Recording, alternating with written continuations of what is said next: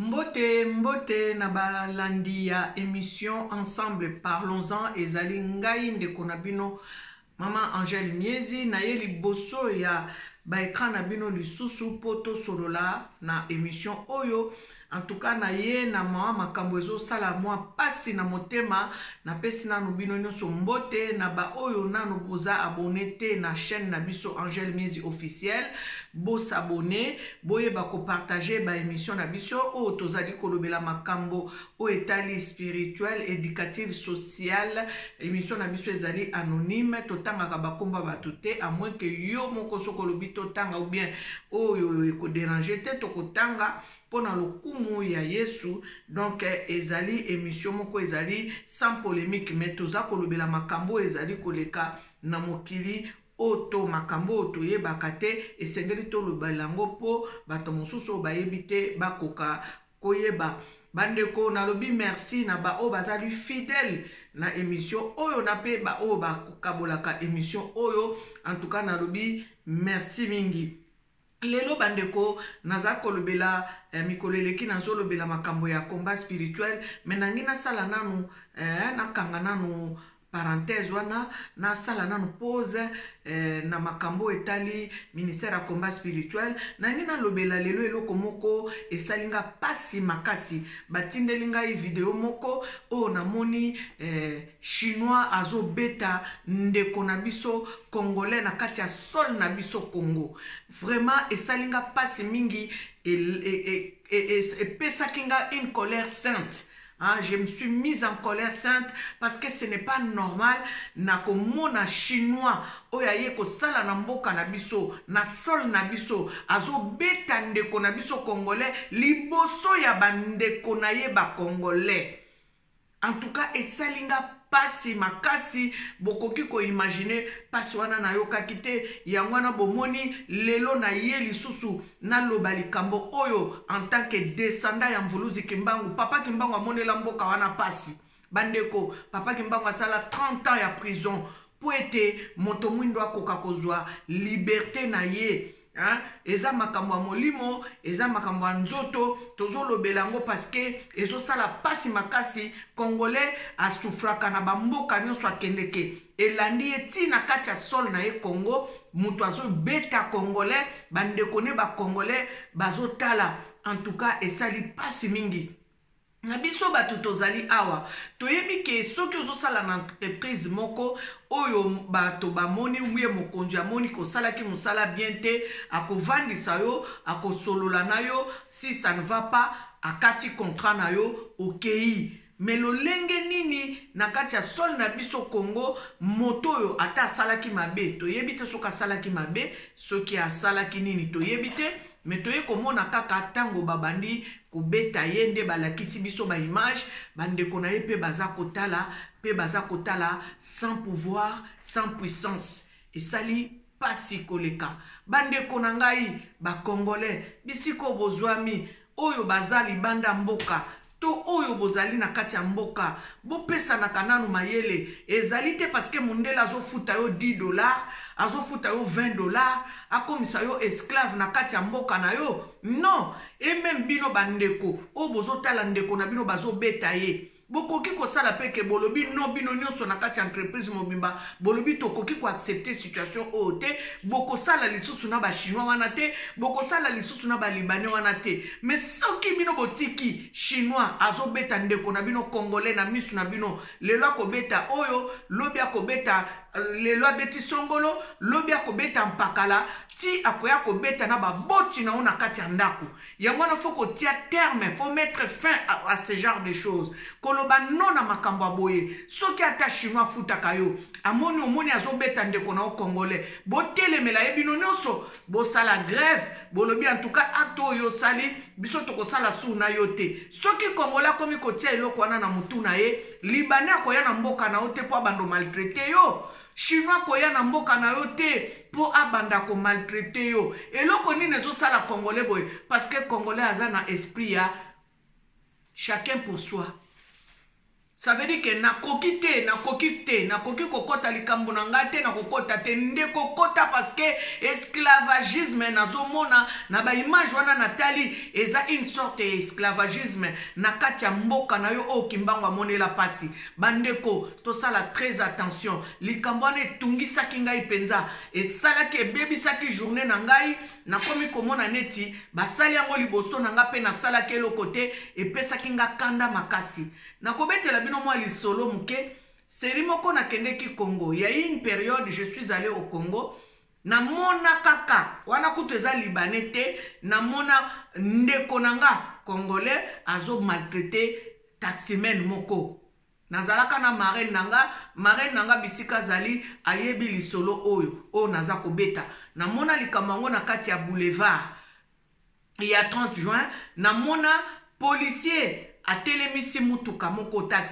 taximen wana ayebi ke ba policier ndenge batungisaka bango taximen wana atosaki te akendeki bongo policier wana alandaki na matraque na sima abeta ku ya matraque na mutu ya taximen wana esalanga neti bapesanga tonga sur place na tomboka na kota likambo na bi papa non koki kosala boye te ata boye kotelema note numéro na ye a plaque ce qu'il faut couper sa rapport bolandela ye mo yo koki kobeta ye matraque na mutu wana te parce que tant yo beti ye matraque na mutu soki ya kufi okosala ndenge ça veut dire que ndeko na yo ake perte to komaki siko kobenda na ngana policier wana taximen si akende ki to tikala ki ngana policier wana kobenda na akomi koluka neti sikoyo kosala menace pa nanga na lubine papa oyo tozali mboko oyo fo loi ezala droit ezala donc ezali parce que yo ozali na mapinga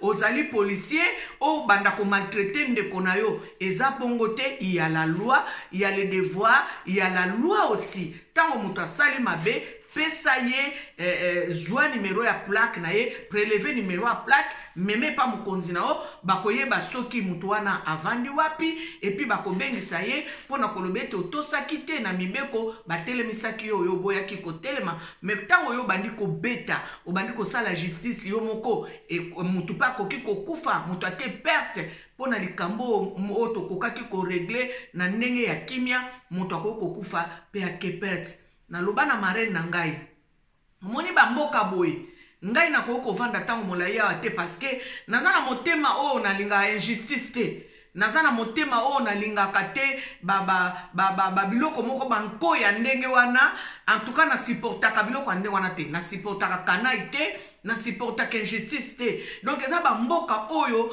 ngai na ko supporter ko vanda te pona bando swana na ba soda ba bando kanganga tango nyoso bandeko eloko wana esalaki nga na kati ya mboka na nga namoni ndeko na nga soda congolais azo maltraité ndeko na nga congolais civil bongo sikoyo yo congolais oza na kati ya Congo ozomona libanais chinois azo maltraité le yo ndeko azobeta ndeko na yo azobeta ye bafimbu na mutu ndeko na nga congolais otelemi ozotala bandeko boko imagine te ndenge nini nasufraki bandeko mibali en plus bozo tala chinois azobeta ndeko na bino congolais na mutu ndeko wana azaki na makoki ko se défendre te parce que c'est comme si la personne était liée bakanga ki basinga donc chinois azobeta ndeko na bino congolais na mutu soki ndeko na bino akufaki bandeko chinois nazo pesa bino combien ata zo pesa bino salaire o soki eza ya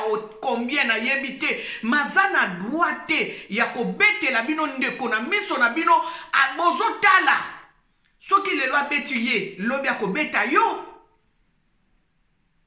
esengeli kotelema kobanda koboya ba makambo oyo oyebi ba makambo nazoloba nazozonga mwa ebandeli kimpa vita baboma epona nini kimpa vita ababoma parce que abandaki kotelemela système mindele bayaki kotia na kati ya royaume Congo kimpa vita ezalaki kombo na yete bandeko kombo ya kimpa vita ezalaki Ndona Beatrice Babenga ye Kimpa Vita parce que Kimpa Vita abandaki ko dénoncer arrivé ya ba blanc na kati ya sol na biso. Abandaki ko loba bato yo bayeli biso jet de guerre. Kimpa na Kikongo elakisi jet.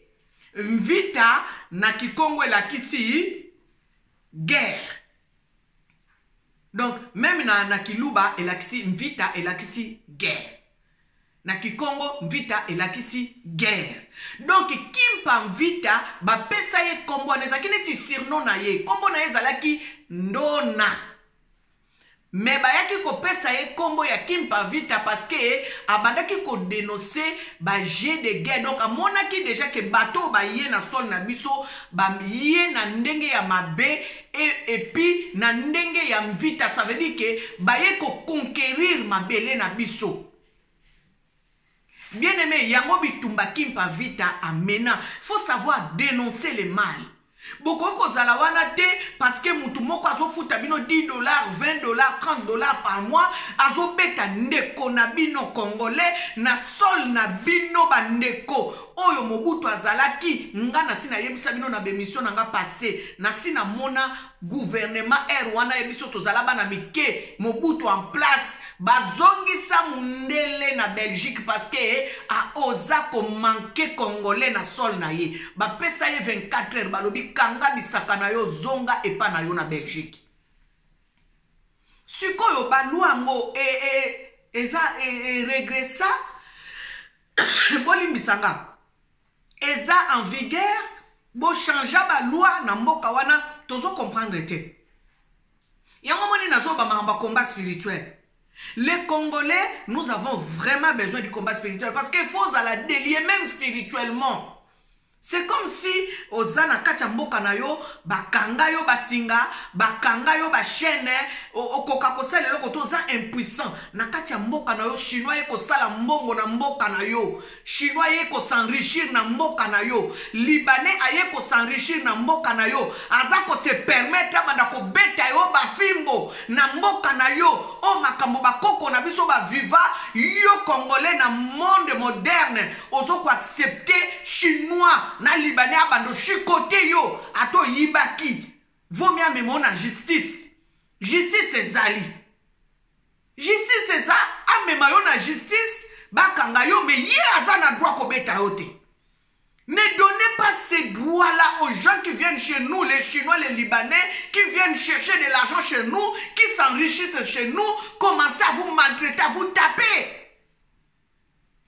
Et là, quand on est l'équipe de Bandeko Bolimbisanga, Nazolo Bango, avec tout mon cœur, Nazolo Bango, Namakila Nangezo Ganga, Nazolo Bango, parce que Bilo, quand on a Nazawana, Chinois, Atofutanga $20, Atofutanga $1000, Atofutanga $2000, Bilo, quand on a Kolekisate, Okoko Beta Ndeko Nangaite, Nazotala, Atakutu Bandeko, Nayebike, Mbokeza na pasi. Mais tu kokango la mboka wana ndenge nini, soki tozo permettre ba makamba boye. Ndenge nini mboka wane kozwa liberté, ndenge nini mboka wane kozwa bosomi, ba chinongo pe bazokota neti banzinzi neti banzoi na mboka na biso. Siko bango pe baleka mboka, baleka monde entier nebele. Siko ba chinois na bazokota na mboka na biso, modèle bazokotela na mboka na biso te biso to koma ba esclave ba chinois siko toloba. Chinois ont se permettre à beta congolais na biso congolais ba congolais bozotala. Libanais ont maltraité ndeko na yo congolais, congolais ozotala bandeko. Est-ce que ceux qui ont ke chinois banda ko maltraité o beta chinois o kangaye ba singa. Soko sala prison, ba koloboza criminel. Ba koloba o tantobo mamutu. Et ça attentat okangiye basinga obandi ko bete na mutu. Ça veut dire que mutu wana za sous na défense te. Obandi ko bete na mutu. Wana za crime. Ale bino ba congolais bande ko bovandi bozotala na. Bon sala grève boloba en tout cas acto sali biso to ko sala sous na yote. Ceux qui batu bokomi ko sala bongo akene ko so bande ko ne ba chino ba ko sala sol congolais. Bakonzi botali na biso likambo bato ande mwana bo pesi 24 heures akanga bisaka aplier ba bagage na zonga Chine Na Chine kutu mususu azane mutu moko kutu ya kolobate mais na Congo aye akomi mokonzi abandi ko maltraiter ba Congolais. Ba Congolais jusqu'à quand? Na bino bosalaka na ba ville wana na ebite bosalaka soki wapi baloba na yo bagangela yo peut-être parce que osali likamoko et sepelisi mokonzi note mais kobeta te. Kobeta te biso tovandi na ba mboko oyo. Tovandi na ba poto. Soko sali likambu mukonzi na yo akogangela yo akobeta yo te parce que toza na mboka droit eza mboka ya loi. Siko na Congo loi eza te droit eza te. Ne vous mettez pas sous les jougs de l'ennemi comme ça. N'acceptez pas ce genre de choses. Toza na mabele, ceux qui le loba longolo musala, ceux qui chinois betio betaye réglementairement.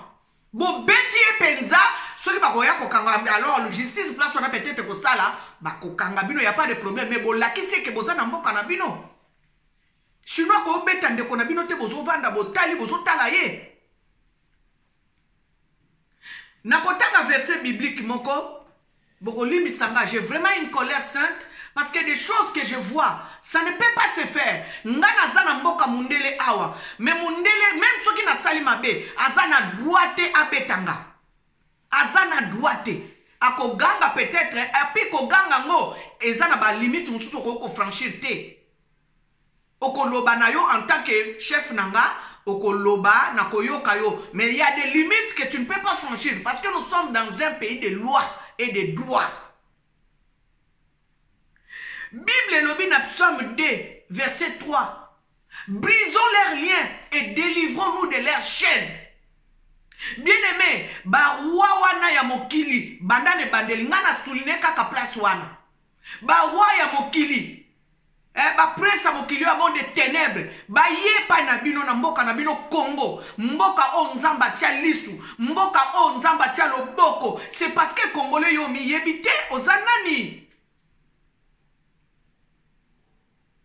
Botelemela, ça veut dire que bon longwa na joug wana ya boumbu, bon briser ba chaîne ya boumbu, bon briser ba chaîne wana ya kobanga, ozo banga chinois na mboka na yo, ozo banga libanais na mboka na yo, vomeko kende na simanda kulona pondu na manioko, londa mbala, olia, oloke ndoko zala na boumbu na kacha mboka na yo.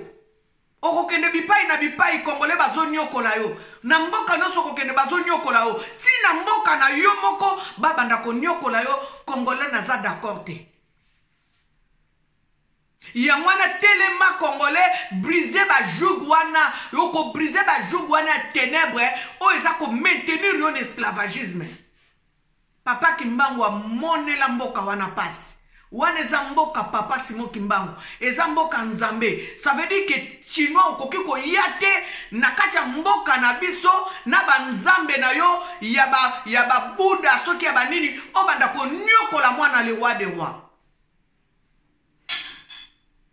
Yoko telemela Congolais, telemela nazolo balikambo Congolais, telemela bato nyonso bakoti na mboka na yo, babanda kwa sijetir yo na boumbu, parce que bafuta ka o $20, parce que bafuta ka o $30, babanda ko beta yo lokola mwana muke.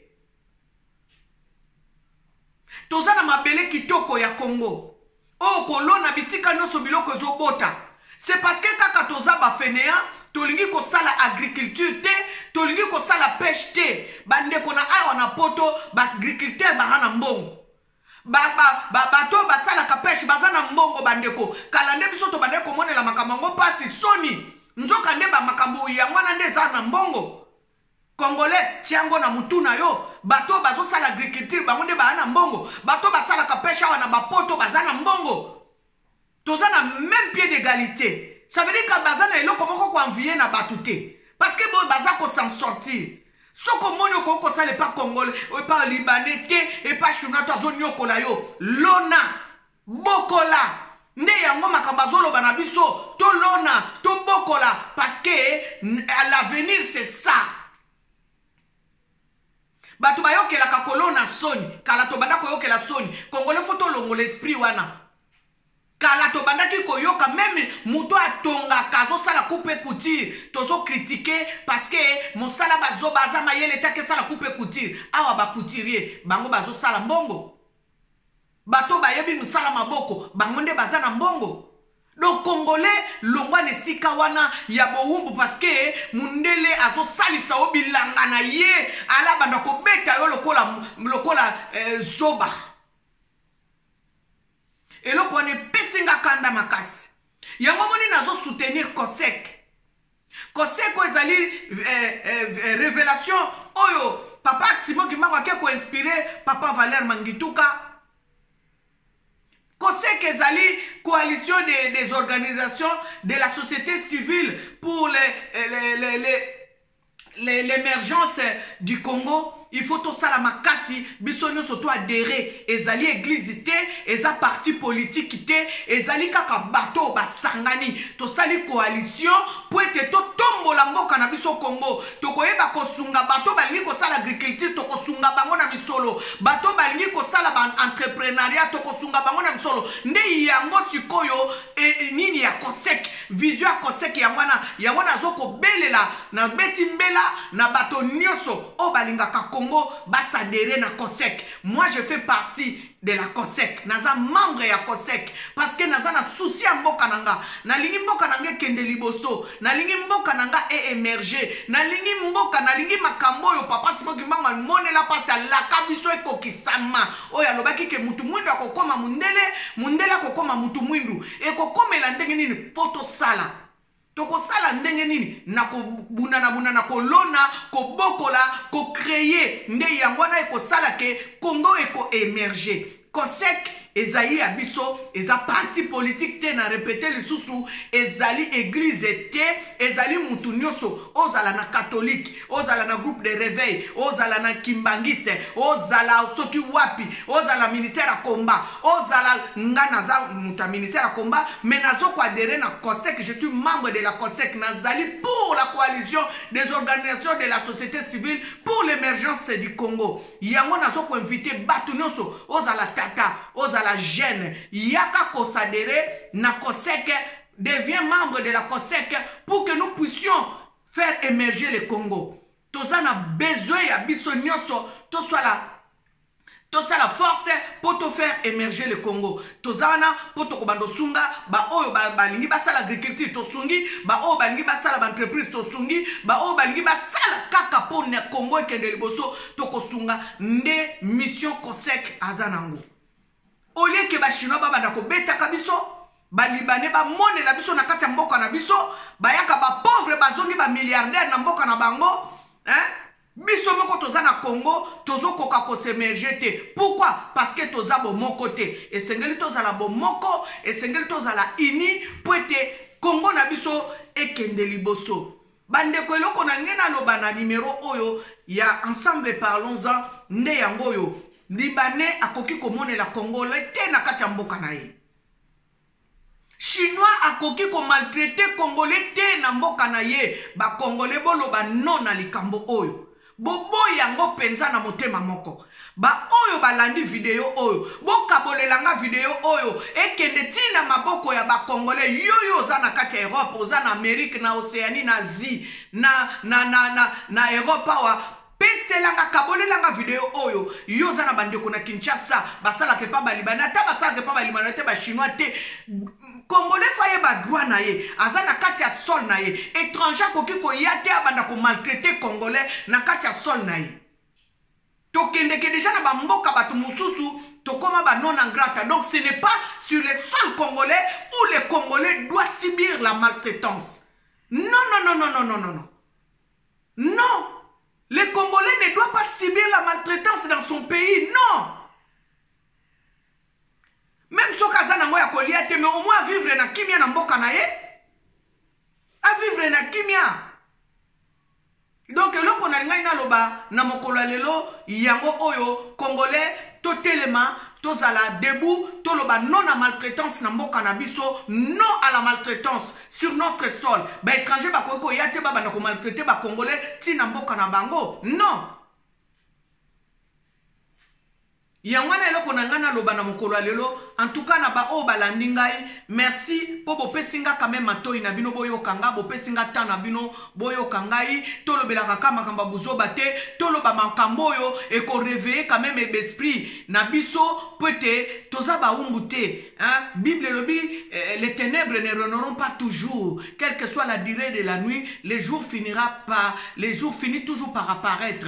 Donc il faut que lumière wana et apparaître na besprit na biso, lumière et apparaître na ba comportement na biso, lumière et apparaître na ba façon na biso ya ko vivre ya ko monela makambo. Congolais komimo na kapamba te ozana nzambe. Congo ezali paradis sur terre et sengeli kaka yozwa conscience pe oyeba ko telema po ete Congo kende liboso yango na yebi ko conseiller bino COSEC to sala vraiment to s'adhérer na COSEC to komamba membre à COSEC po to yeba ndenge ni to kotamsela Congo na biso hein, émergence ya Congo na biso tolobi bien eza parti politique te ezali église te tozali biso ba congolais nde biso nyonso tosangani ozala muluba ozala mukongo ozala muswahili ozala mungala ozala ekolo nini biso nyonso tosangani po ete Congo ekende liboso na lelo na suki obeboye. Vraiment c'était votre sœur Angèle Miezi, votre maman. Dans cette émission, ensemble, parlons-en. Que l'Éternel et Dieu vous bénisse abondamment.